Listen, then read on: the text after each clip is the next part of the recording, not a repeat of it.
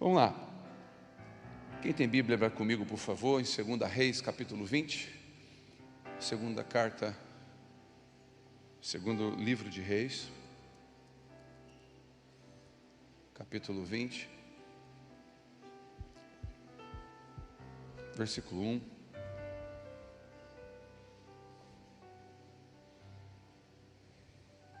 Segunda Reis 20, versículo 1. Por aquele tempo Ezequias ficou doente, à morte. O profeta Isaías, filho de Amós, veio ter com ele e lhe disse: assim diz o Senhor, põe em ordem a tua casa, porque morrerás. Tem uma versão que diz, não viverás. Por enquanto até aqui. Depois a gente vai subir um pouquinho no livro de Reis, no segundo livro de Reis. Então, o que eu queria falar essa noite com os irmãos? A primeira coisa desse texto é, a palavra veio dizendo para ele, o rei Ezequias ficou doente, à morte, e o profeta vai até ele, o profeta Isaías. A primeira coisa aqui que é importante a igreja ter maturidade é que nós não precisamos correr atrás de profeta. Então, se você, vai ter um profeta lá, liga para o profeta para receber mensagem, essa prática é imatura. Nós não precisamos correr atrás de profeta. Se Deus quiser, e se Ele quiser, Ele manda o profeta para falar conosco. O profeta veio até ele. Ezequias está doente, e o profeta traz uma sentença difícil de receber. Inclusive, eu não vejo profetas hoje em dia dando sentença difícil. A maioria deles é, Deus vai te abençoar, Deus vai te dar, mas tudo bem, não que Deus não possa fazer isso.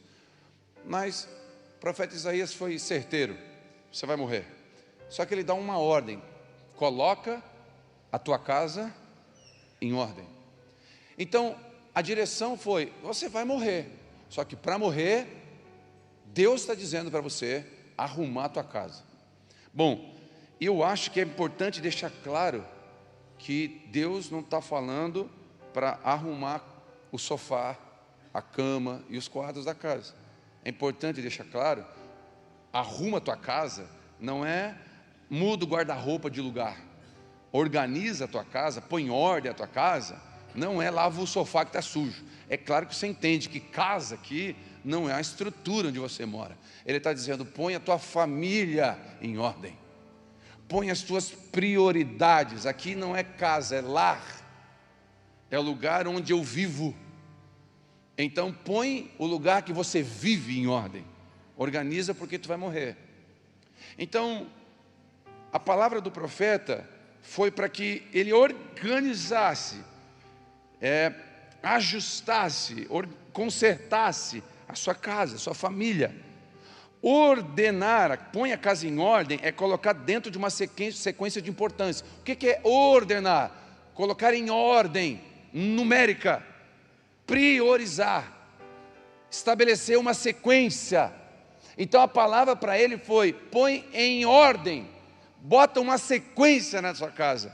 A tua casa está uma bagunça, você não sabe o que é tempo para a família, você não sabe o que é tempo para mim, para Deus, você não sabe organizar a sua vida está uma bagunça. Organiza, põe em ordem, porque é interessante. Ordenar é colocar dentro de uma sequência de importância, e só priorizamos o que é importante para nós. Por isso, entender a importância de cada coisa, pessoa que envolve a nossa vida é fundamental. Eu recebi uma pergunta, até o Juninho, que eu não estou mais nas redes sociais, eu saí do Instagram, eu senti que estava me roubando muito tempo e distraindo, mas o Juninho fez um corte, ele falou para mim, a Nai fez um corte na casa de Jetro e botou lá, de uma fala que um cara me perguntou assim, um irmão me perguntou, pastor, como descobrir o meu dom? Olha a pergunta dele, como descobrir o meu chamado? Eu quero saber como descobrir o meu chamado. Aí eu falei, eu vou te dar 5 chamados agora. E eu falei, você é casado? Você tem um chamado, um chamadão. Bota chamado nisso, pensa uma coisa que dá trabalho, o chamado, é casar. Então você é casado, você tem um grande chamado. Você tem filhos? Pensa, um chamado maravilhoso, nobre, com uma responsabilidade incrível, é ter filhos. Você tem pai vivo, mãe viva, avós, cuidar deles é um grande chamado. A Bíblia diz que o filho crente tem que cuidar da viúva, quando ela fica doente, sozinha. Então é chamado ser filho, é chamado ser pai, é chamado ser marido. Você tem uma empresa, é chamado ser empreendedor. Você tem um emprego, é chamado ser dirigente no seu trabalho, é chamado. E a gente quer chamado pregar e cantar, a gente quer chamado ser apóstolo, ser não sei o quê, e esquecemos do ordinário, do diário, do chamado de Deus para nós. Então entender isso, que cuidar da minha casa e pôr em ordem as minhas prioridades, tem a ver com importância, porque você pode estar com a sua casa não estando, só por obrigação, sem compreensão do que você está fazendo, sem entendimento. Aí você fica com o filho. Por quê? Porque o pastor disse, eu tenho que ficar com o filho está ali chutando a bola no canto, você está aqui no celular. Tá bom, estou contigo, filho, hoje é o nosso dia, pai e filho. Só que você não está. É igual uma mulher que chegou um dia para o pastor e falou: pastor, vou me separar. Isso aí é testemunho real, tá? Vou me separar do meu marido, porque, olha, pastor, eu tenho um sonho e ele não me acompanha em nada. E eu vou no mercado, ele nunca vai no mercado comigo, eu queria que ele me acompanhasse, ele não me acompanha. E a crise dela era essa, ele não acompanhava ela em nada. Aí ele falou: para. Vou cortar aqui, para. Pastor, eu fui no mercado ontem com ela. Ela assim: não foi. Fui. Você foi, mas não estava lá. Então, na verdade, ela não queria o marido no mercado empurrando o carrinho. Ela queria o marido com ela. Olha o preço, amor. Estamos juntos aqui no mercado. É demais também, né? Mas...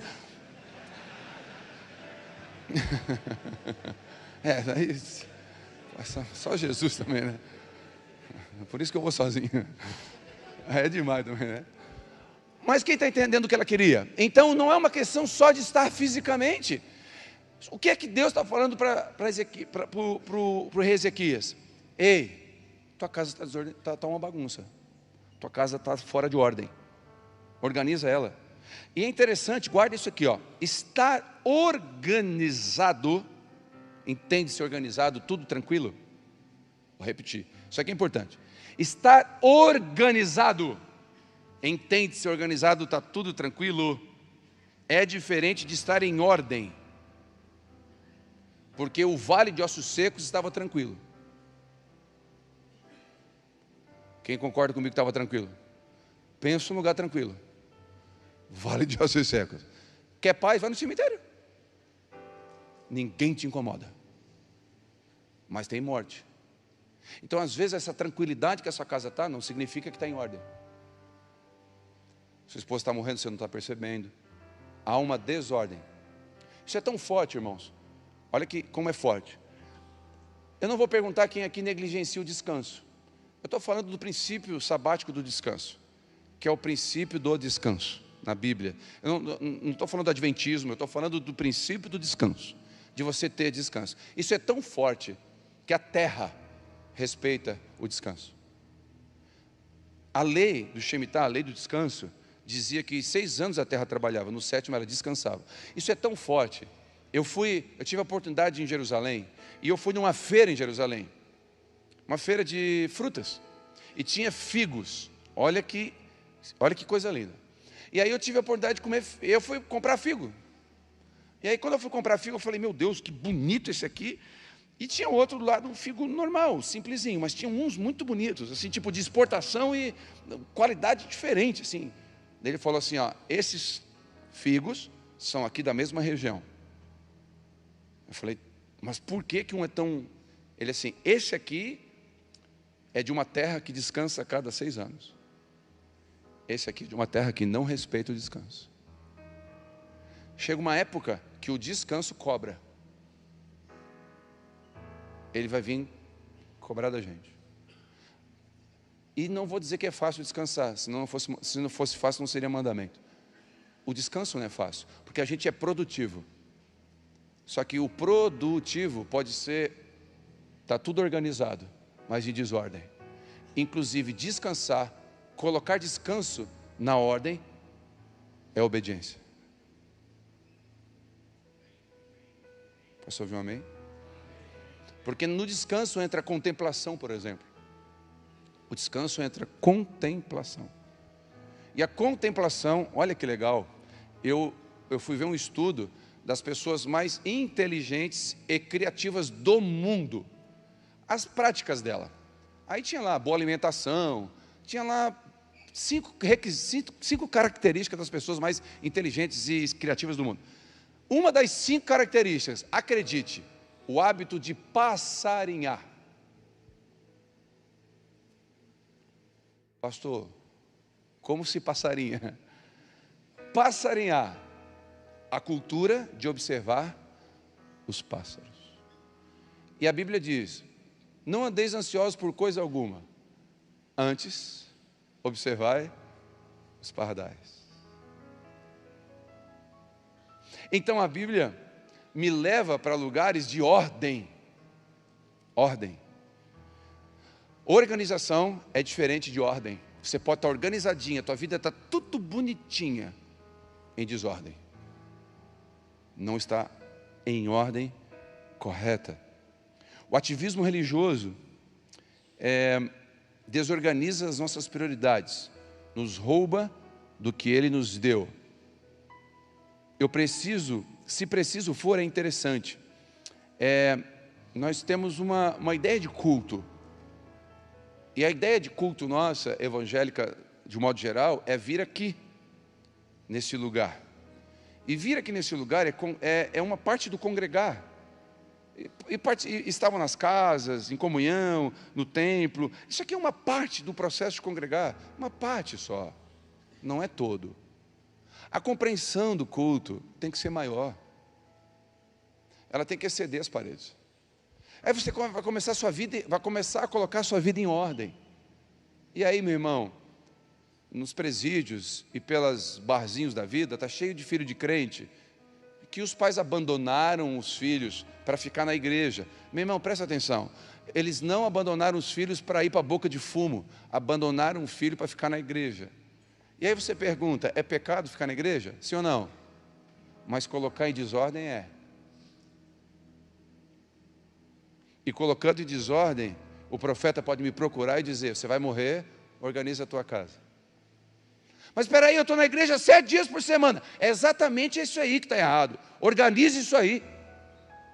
Quem foi que te mandou se enfiar dentro da igreja 7 dias por semana? Tu não tem mais tempo com a esposa, tu não tem mais tempo com a sua filha, você não tem mais tempo com seus pais, você não tem mais amigo, é só gente de ministério. Então, põe em ordem a tua vida.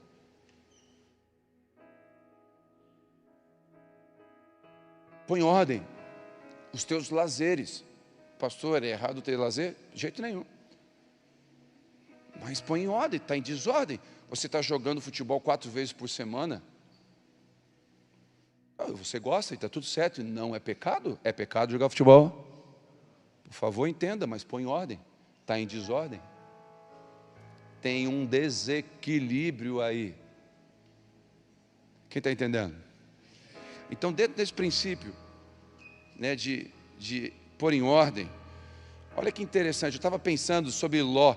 Ló ofereceu as suas filhas para serem abusadas para proteger os anjos. Ló fez isso, sim ou não? Sim ou não? Os anjos, ele falou, os anjos não. Os homens queriam abusar dos anjos. O Ló falou, não, os anjos não, pega aqui minhas filhas. Meu irmão, não sei o que você pensa disso, eu não sei se a sua espiritualidade alcança isso, mas eu não alcanço. Porque para mim os anjos se viram, sabe se cuidar. Filho é meu, eu que cuido. E eu vou dizer, teologicamente, eu não sei se eu tenho amparo para dizer isso, mas depois a mulher de Ló olha para trás. Talvez Ló era um cara que priorizava a igreja e perdeu a esposa. É só uma teoria minha. Então, não podemos priorizar o que nos deixa feliz, nós temos que priorizar o que nos deixa forte. Porque Nutella nos deixa feliz. Para quem gosta. Sorvete deixa feliz. Mas se você comer só isso, você vai morrer antes do tempo. Quem está entendendo? Não podemos priorizar o que nos deixa feliz. Nós temos que, voltando à pergunta, é pecado tu comer Nutella? Pecado tomar sorvete? Quem está entendendo o que eu estou falando? Nós podemos priorizar, estou falando de ordem, é o que o texto diz, põe em ordem, organiza, põe em uma sequência isso aí. Olha que loucura, Ezequias ganhou 15 anos a mais de vida. Quantos anos? Nesse período ele gerou o pior rei de Israel, Manassés. Espera aí, então tem alguma coisa errada. Tem alguma coisa errada. Ele recebeu um veredito de morte, orou, Deus voltou e falou, Deus ouviu a sua oração. Mais 15 anos de vida, ele gera um rei que se torna o pior rei de Israel. Por quê? Então ele não pôs a casa ele não organizou a sua casa. Teve alguma falha no processo aqui, na sequência. Bom, e aonde ele errou? Essa é a pergunta que eu quero tentar responder, claro, com a graça de Deus, pelas escrituras aqui, eu quero tentar responder. Abra comigo Isaías 39, por favor.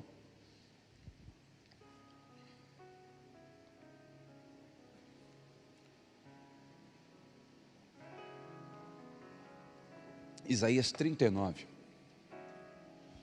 versículo 1, diz assim: naquela época, Merodach, filho de Baladã, rei da Babilônia, enviou a Ezequias cartas e um presente, porque ficara sabendo da enfermidade e da sua magnífica recuperação. Quem que curou Ezequias? Quem que curou Ezequias, gente? Deus. E ficou sabendo, a notícia correu. O cara ia morrer, ganhou 15 anos de vida.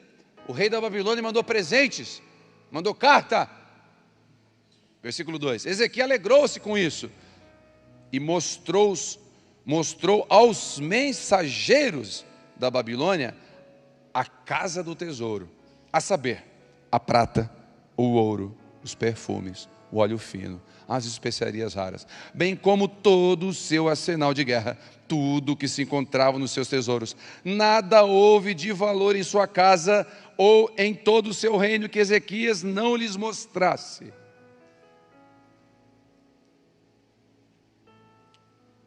Então o profeta Isaías foi ao rei Ezequias e questionou: que disseram estes homens e de onde vieram ter contigo? Ao que rei Ezequias respondeu: ora, eles vieram de uma terra distante da Babilônia para visitar-me. Diante disso o profeta indagou: o que eles viram em teu palácio? Ezequias explicou: viram tudo o que existe em minha casa real. Não há nada em meus tesouros que não lhes tenho apresentado. Então Isaías declarou ao rei Ezequias: ouve a palavra do Senhor. Dias se aproximam em que tudo que há no teu palácio e que os teus antepassados entesouraram, heranças, até esse dia será levado à Babilônia, nada será deixado. Assim diz o Senhor. E alguns dos teus próprios descendentes, filhos, netos, bisnetos, serão também levados e serão feitos eunucos castrados na casa real do rei da Babilônia. Agora eu quero ler com você o versículo 8. Mas o rei Ezequias entendeu que essa palavra significava que durante a vida dele haveria paz e segurança no seu reino. Por isso ele disse: boa essa palavra. Tá bom aqui. O rei Ezequias recebe uma visita da Babilônia, abre a casa dele, mostra tudo. Mostra as filhas que tem, mostra o dinheiro que tem, mostra as armas que tem, os segredos que tem. Ele abre tudo para os visitantes. O profeta Isaías fala: vem cá, o que aconteceu? Quem veio? O pessoal da Babilônia. O que você fez? Mostrei tudo. Aí Deus dá um veredito: rapaz, você errou. Vai vir um tempo, tudo vai ser roubado, tudo vai ser levado. E tem mais: os teus descendentes. Quem é descendente, irmão? Quem é o seu descendente? Filhos, netos, serão levados eunucos. Sabe o que é eunuco? Precisa dizer? Eu nunca. O Libras está aí não. Porque Libras é literal, o pessoal não, quando fala circuncisão dá um desespero. Eunuco, castrados. Não teria sequência geracional. Acabou. Vai morrer a tua geração a partir daqui. Aí o cara pensa assim: peraí. Tá, mas agora, enquanto eu estiver vivo, tudo bem? Reinado bem, consigo manter os meus PVA pago em dia, ninguém vai mexer nas minhas terras? Não. Boa essa palavra. Eu queria, em cima disso, pontuar duas coisas. Primeiro, Ezequias abre sua casa e mostra seus tesouros a quem não podia. E eu quero fazer uma pergunta para todos nós que estamos aqui. Quem frequenta a sua casa? O que você coloca no Instagram, na internet, sobre a sua casa? O que você fala da sua esposa nas rodas de amigos? Quem te aconselha? Quem fala ao seu coração? Quem são os seus irmãos em Cristo que têm maturidade para te ouvir e vai guardar você? Quem influencia os seus filhos? Quem são os heróis dos seus filhos? Se colocar imagem do seu filho de 8, 7, 6, 10 anos de algum MC famoso, de algum da Anitta, do Felipe Neto, eles vão reconhecer, os seus filhos vão saber quem é? Ou não sabem quem são? Eles são livres, eles estão sendo protegidos? Ou não? Repito, essa é uma pergunta que eu já fiz aqui. Você sabe o nome de um amigo do seu filho? Mas talvez você saiba o nome de 3 jogadores do Flamengo, pelo menos.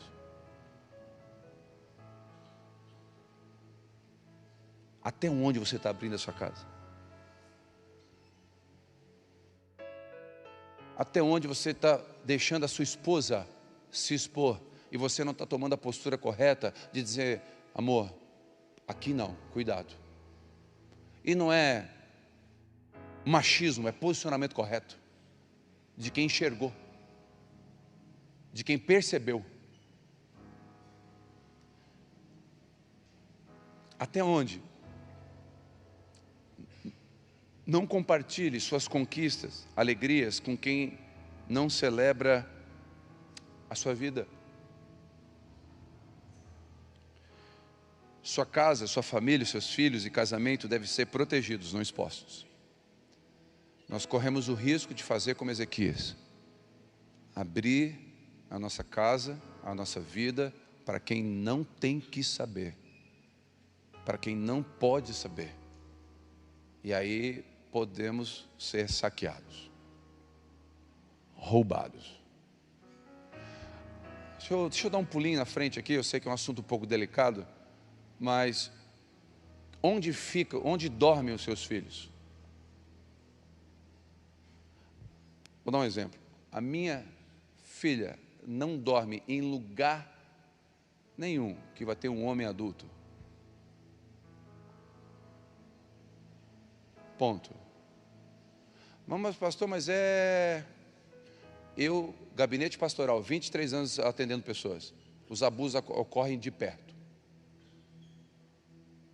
Estou atendendo um caso aqui de um pai que abusou a filha.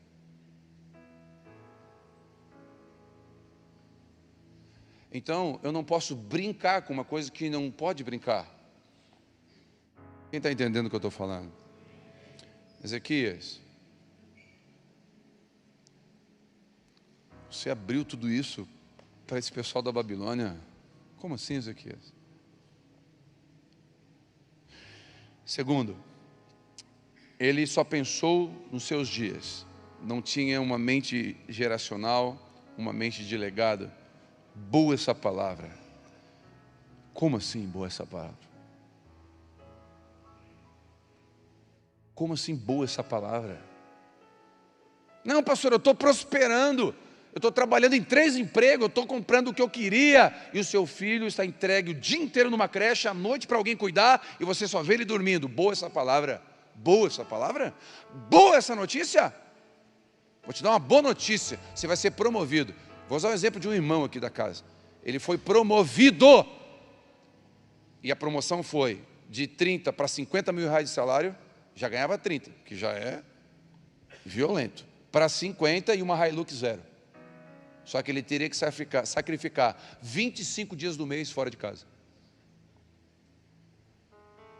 A resposta dele foi: não. Mas alguém diria: boa essa notícia. É boa essa notícia? A prosperidade sem a ordem de Deus é maldição. Vou repetir. A prosperidade sem a casa em ordem, na ordem de Deus, é uma maldição. Porque o diabo não tem problema de nos prosperar. Quando ele encontrou Jesus no monte, ele falou: eu dou os reinos dessa terra. Ele tem para dar os reinos dessa terra. Mas só tem que fazer um negócio aqui. Vamos inverter? Como assim? Não adora só a Deus, me adora. Vamos inverter a adoração? Quem está entendendo? Então, quando eu entendo que está sobre a minha jurisdição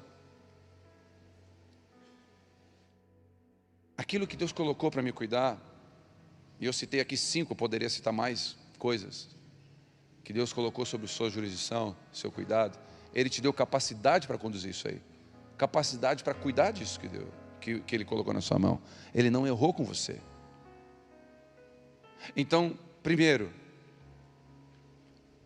abrir o que não deve ser aberto. Segundo,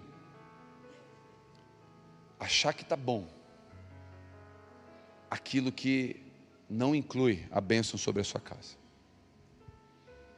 O ano passado, em novembro, eu tive a honra de ser convidado pelo governo americano, através de uma instituição americana, de receber um certificado e ser reconhecido como ministro do Evangelho nos Estados Unidos, com aberturas sem limites, possibilidades sem limites. Era de, eu vou errar a data aqui, final de novembro, início de dezembro. A minha filha, Isabela, tinha a formatura dela, de 5º ano, de 10 anos de idade. Eu liguei para ela e falei: eu não posso. Boa essa notícia. Não, é boa, mas está em desordem. É boa, mas vai quebrar uma ordem. É boa, mas vai mexer numa sequência. É boa, mas eu não posso quebrar a ordem. A minha filha é mais importante do que um certificado. E não interessa de quem é. Eu sei o Deus que eu sirvo. O que é importante para você? O que está em ordem? O pastor Estevão Fernandes, da primeira igreja batista de João Pessoa, da PIB de João Pessoa, Estevão Fernandes, 70 anos quase de idade, 50 de casados com a mesma mulher, 48 anos na mesma igreja, vai vir pregar aqui no aniversário da igreja, dia 22 de novembro. Ele tem 3 doutorados, 4 formações, pós ele perdeu a conta. E ele falou: eu tenho apenas um vocativo, apenas um nome, que não me chama de doutor, não me chama de psicólogo, não me chama de teólogo, me chama de pastor. Porque ser pastor é a maior honra que eu tenho. Ele entendeu que aquilo que Deus dá tem que estar em ordem. Eu já fui convidado, num bom sentido, né, chamado para ser vereador, candidato, né, vereador, prefeito. E talvez pode chegar mais convites, e eu respeito e me sinto muito honrado. Mas eu acredito que o que Deus me deu, eu não posso trocar a ordem. E a ordem da prioridade é: Deus me chamou para ser pastor. Entender que Deus te chamou para ser pai, para ser marido, para ser provedor, para ser irmão, para ser uma bênção, e colocar isso em ordem na sua vida, vai determinar se Manassés vai nascer, vai determinar a bênção de Deus sobre a sua casa. Não negocie os seus valores por nenhuma proposta que inverta as ordens, que troque as prioridades. Eu faço isso constantemente. Faça isso, é um conselho. Quando eu vou ter o meu tempo com o Senhor, devocional, eu pego uma folha em branco, ou folha ofício mesmo, e eu gosto assim, pego um lápis, folha em branco, e eu boto lá: primeiro, família. Eu escrevo Viviane, Isabela e Vitória. E eu ali, com aqueles 3 nomes escritos, eu começo a orar. Espírito Santo, como que eu faço para cuidar bem desse ministério? E ali o Espírito Santo começa a falar comigo, pede perdão nisso, corrige ela nisso, dá essa palavra de encorajamento, ministra essa palavra. Quantas vezes eu orando, Deus falou, esse versículo fala para tua esposa. Quantas vezes Deus te deu um texto, uma palavra de Deus para te liberar sobre a tua esposa? Aí depois eu escrevo lá. Antes, quando eu estava no exército, eu escrevia exército. Porque a prioridade não é a igreja, a prioridade era o meu trabalho. Hoje eu não trabalho, então eu sou pastor. Então o segundo já entra ministério. Aí eu escrevo assim, Abba Pai, igreja, comunidade de fé que eu sou pastor. E eu coloco na sequência, presbitério. Primeira coisa que eu coloco. Coloco o nome de todos os presbíteros. Cito um por um diante de Deus. O nome deles, das esposas e dos filhos. E falo, Deus, como eu posso servi-los melhor? E depois eu vou indo. Terceiro, um livro que Deus me deu. Visitar o meu pai. E eu vou botando em ordem.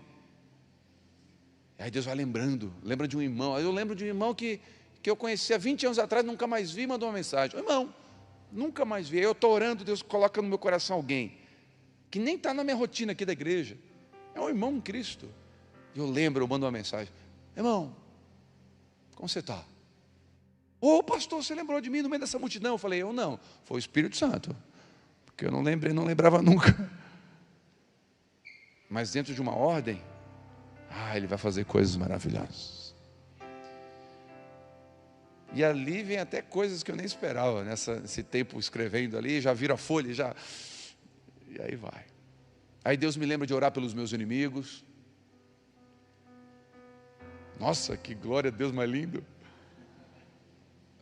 Nenhum amém? Essa parte fica em branco, né? Não tem inimigo. Aí você lembra de orar por aqueles que te perseguem.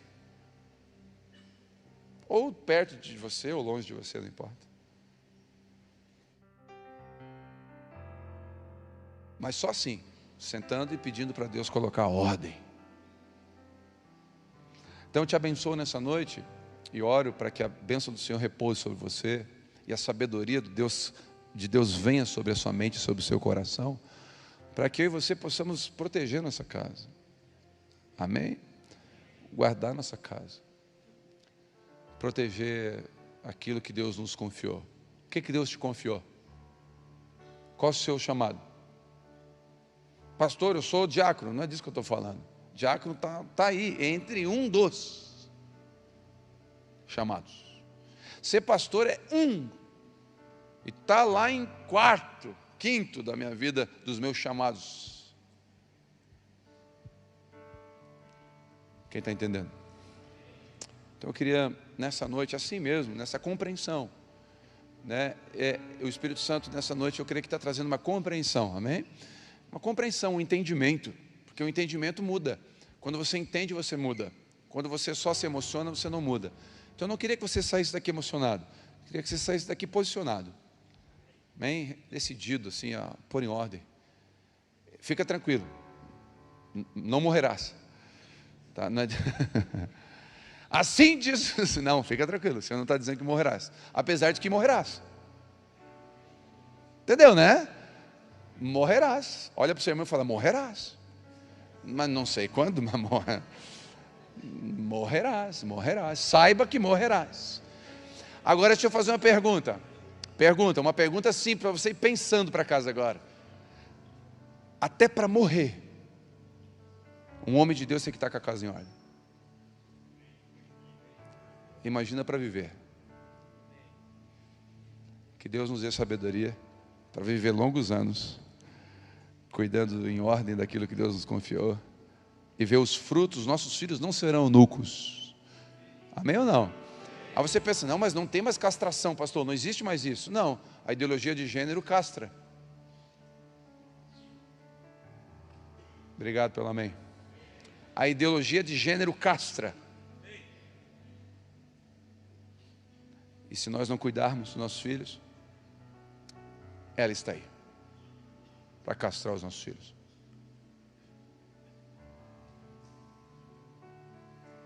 Vamos orar? Fica de pé.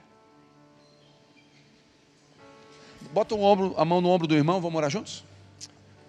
Vamos orar juntos aqui. Peça sabedoria sobre a vida dele, sobre a sua vida. Ora, vamos interceder uns pelos outros agora. Senhor Jesus, obrigado por essa noite.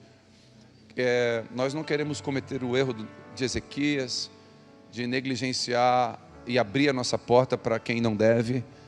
Não deixa que a gente possa se posicionar nas redes sociais corretamente, guardar, evitar a exposição, o excesso. Senhor, guardar os nossos filhos, o coração deles, nunca trazer para dentro de casa falácias que machucam o coração dos filhos. Não permita, Senhor, não permita, nos dê sabedoria para conduzir e pôr em ordem a nossa casa. Que nós possamos, com graça, com a Tua graça, que é só pela graça que nós conseguimos fazer isso, colocar em ordem e se importar, sim. Não nos alegrar com propostas tentadoras, se isso vai sacrificar a nossa casa. Que nós possamos ter sabedoria e sempre priorizar o Senhor, em nome de Jesus. Amém? Amém? Amém.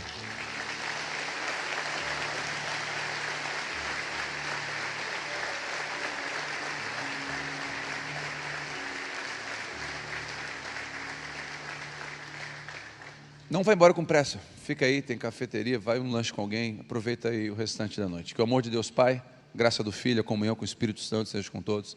Deus te abençoe, meu irmão, em nome de Jesus. Dá um abraço aí no irmão.